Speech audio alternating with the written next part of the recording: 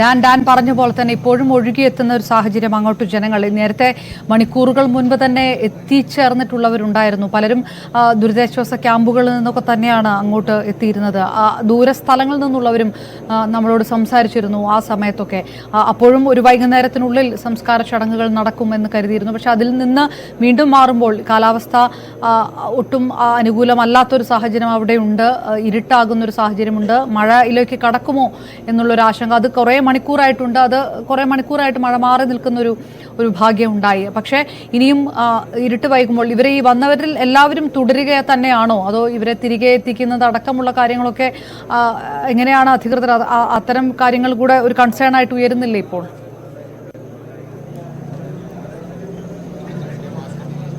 നിലവിൽ കാലാവസ്ഥ അനുകൂലമാണ്. പക്ഷേ നല്ല തണുപ്പാണ്. ഇവിടേക്ക് കാൽനടയായി വരുന്ന വഴികളിലൊക്കെ വലിയ തണുപ്പാണ്. നമുക്കറിയാം ഈ തേയില പ്ലാന്റേഷനാണ്. സ്വാഭാവികമായി ആ പ്രദേശങ്ങളിൽ സ്വാഭാവികമായി ഉണ്ടാകുന്ന മറ്റ് സ്ഥലങ്ങളിലുള്ളതിനേക്കാൾ തണുപ്പ് അധികം കൂടുതലുള്ള സ്ഥലമാണ്.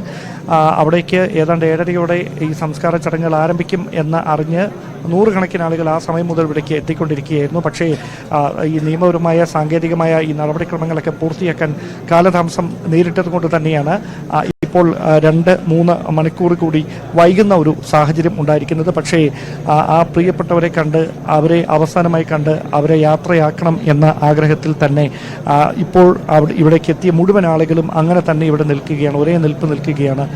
അവിടെ ഈ രക്ഷാപ്രവർത്തനവുമായി ബന്ധപ്പെട്ട ദൗത്യ സംഘത്തിന് ഒപ്പം ആ പ്രവർത്തനങ്ങളിൽ ഏർപ്പെട്ടതിന് ശേഷം മടങ്ങി ഇവിടേക്ക് എത്തിയ ആളുകളുണ്ട്. ജനപ്രതിനിധികളടക്കം ഇന്ന് പുലർച്ചെ മുതൽ ആ ഒരു നടപടിക്രമങ്ങളുടെ ഭാഗമായവരുമാണ്. അതിനുശേഷമാണ് അവർ ഇവിടേക്ക് തിരികെ എത്തിയിരിക്കുന്നത്. എന്തായാലും നാളെ ഉച്ചയ്ക്ക് മുമ്പ് ഈ നടപടിക്രമങ്ങൾ പൂർത്തിയാക്കാൻ കഴിയും എന്ന ഒരു പ്രതീക്ഷ തന്നെയാണ് മന്ത്രി കെ രാജൻ അടക്കമുള്ളവർ അല്പസമയം മുമ്പ് നമ്മളോട് പങ്കുവച്ചത്. സ്വാഭാവികമായി കാലാവസ്ഥ ഒരു വലിയ പ്രധാനപ്പെട്ട ഘടകമാണ്. രക്ഷാപ്രവർത്തനം അവസാനത്തെ ആളുടെ മൃതദേഹവും ഈ കാണാതായെന്ന് പറയുന്ന അവസാനത്തെ ആളെയും ഏത് വിധേയവും അവിടെന്ന് കണ്ടെത്തണം എന്ന ഒരു ആഗ്രഹം കൂടി രക്ഷാപ്രവർത്തകർക്കുണ്ട്. അതുകൊണ്ട് തങ്ങൾ എത്ര ബുദ്ധിമുട്ടിയാലും ഈ ദൗത്യത്തിൽ നിന്ന് പിന്മാറത്തില്ല എന്ന് പറഞ്ഞ് സാധാരണക്കാരായ നാട്ടുകാരടക്കമുള്ള വിവിധ സ്ഥലങ്ങളിൽ നിന്നെത്തിയ രക്ഷാപ്രവർത്തകർ ഇപ്പോഴും തുടരുന്ന ഒരു കാഴ്ച തന്നെയാണ് നമുക്ക് അവിടെ നിന്ന് കാണാൻ കഴിയുന്നത്. എന്തായാലും സ്വാഭാവികമായി ഈ ഓരോ മൃതദേഹങ്ങൾക്ക് സമീപത്തും PPE കിറ്റ് ധരിച്ച് പ്രത്യേകം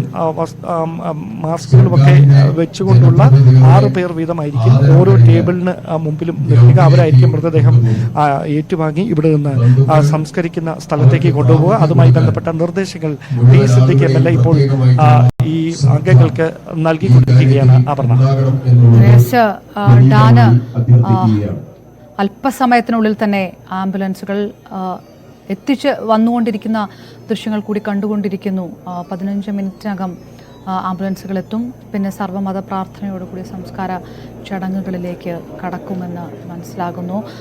ഒരിക്കൽ കൂടി ഡാൻ കുര്യൻ, ഇപ്പോൾ പറഞ്ഞ പോലെ തന്നെ ഇനി നാളെ ഉച്ചയോടുകൂടി ബാക്കിയുള്ള 31 മൃതദേഹങ്ങൾ അല്ലെങ്കിൽ മൃതദേഹങ്ങളായി കണക്കാക്കപ്പെടുന്ന മൃതദേഹ ഭാഗങ്ങൾ അവയുടെ സംസ്കാര ചടങ്ങുകൾ കൂടി നടക്കുന്ന ഒരു സാഹചര്യം. ഒരുവിധം എല്ലാവരും ഇന്ന് തന്നെ എത്തിയ ഒരു സാഹചര്യമുണ്ട്. അതോ ഇനി കൂടുതൽ പേർ നാളെയും സംസ്കാര ചടങ്ങുകൾ പങ്കെടുക്കാൻ അതിൻ്റെ ഭാഗമാകുമെന്ന് അത്തരം സൂചനകളുണ്ടോ പഞ്ചായത്തിന്? എങ്ങനെയായിരിക്കും നാളത്തെ ചടങ്ങുകളും ഇതേ തരത്തിൽ തന്നെ ആയിരിക്കും നടക്കുക എന്ന് തന്നെയാണോ പറയപ്പെടുന്നത്?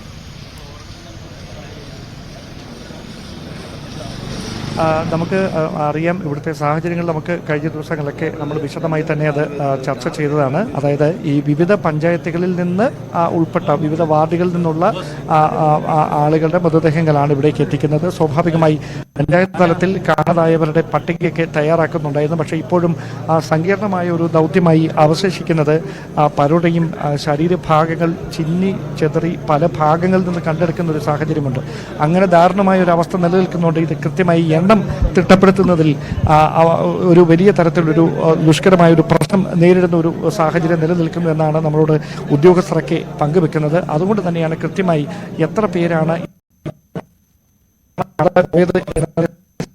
ഔദ്യോഗികമായി പുറത്തുവിടുന്നതിൽ സർക്കാരിന് പോലും കഴിയാതെ വരുന്നത് ഈ ഒരു ബുദ്ധിമുട്ട് കാരണം ആ ഒരു പ്രതിസന്ധികൾക്കിടയിലാണ് ഇപ്പോൾ ഈ 38 മൃതദേഹങ്ങളിൽ തിരിച്ചറിയാത്ത നിലയിൽ വന്ന 38 മൃതദേഹങ്ങളിൽ 8 പേരുടെ സംസ്കാരം നടത്തുന്ന തരത്തിലേക്ക് കാര്യങ്ങൾ എത്തിയത്. അതിലേക്ക് എത്തുന്ന ഒരു സാഹചര്യം എന്ന് പറയുന്നത് ഞാൻ നേരത്തെ സൂചിപ്പിച്ച പോലെ ഈ മൃതദേഹങ്ങൾ ഇത്രയധികം ദിവസം പഴക്കം ചെന്നിരിക്കുന്നു, അത് ജീർണിച്ച അവസ്ഥയിലാണ്. ഇനി അങ്ങോട്ട് അങ്ങനെ വെച്ചുകൊണ്ടിരിക്കാൻ കഴിയില്ല. അങ്ങനെ ഒരു പ്രയോറിറ്റി നിശ്ചയിച്ചാണ് 8 മൃതദേഹങ്ങൾ ഇന്ന് തന്നെ സംസ്കരിക്കണമെന്നൊരു തീരുമാനത്തിലേക്ക് എത്തിയിരിക്കുന്നത്.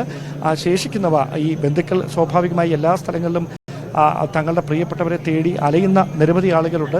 എല്ലാ സ്ഥലങ്ങളിലും കഴിഞ്ഞ ദിവസങ്ങളിൽ മുതൽ ദയനീയമായ കാഴ്ചയാണത്. സ്വാഭാവികമായി അങ്ങനെയുള്ള സ്ഥലങ്ങളിൽ കൂടുതൽ ആളുകളെത്തി ഈ ഉറ്റവരുമായി ബന്ധപ്പെട്ട എന്തെങ്കിലും തരത്തിലുള്ള വിവരങ്ങൾ അവർക്ക് ലഭിച്ചാൽ അത് കൃത്യമായി അധികൃതരെ അറിയിക്കുന്നുള്ള ക്രമീകരണമുണ്ട്. അതുകൊണ്ട് ഈ തിരിച്ചറിയാത്ത മൃതദേഹങ്ങൾ അവസാനം വരെ ആരും വരുന്നില്ല എന്ന് ഉറപ്പുവരുത്തിയതിന് ശേഷം മാത്രമാണ് ഇവിടേക്ക് എത്തിക്കുന്നത്. അത്തരത്തിലുള്ള ക്രമീകരണങ്ങളാണ് സജ്ജമാക്കിയിരിക്കുന്നത്. അതുകൊണ്ടാണ് എല്ലാ മൃതദേഹങ്ങളും ഒരുമിച്ച് ഇവിടെ അടക്കം ചെയ്യാതെ 8 മൃതദേഹങ്ങൾ മാത്രം സർവ്വമത പ്രാർത്ഥനയ്ക്ക് ശേഷം ഇന്ന് സംസ്കരിക്കുക എന്നൊരു തീരുമാനത്തിലേക്ക് എത്തിയിരിക്കുന്നത്. അല്പസമയത്തിനകം മൃതദേഹങ്ങൾ വഹിച്ചുകൊണ്ടുള്ള ആംബുലൻസുകൾ ഞങ്ങളിപ്പോൾ നിൽക്കുന്ന പുത്തുമലയിലെ ഈ ശ്മശാനമായി ക്രമീകരിച്ചിരിക്കുന്ന സ്ഥലത്തേക്ക് എത്തിച്ചേരും. അപർണ.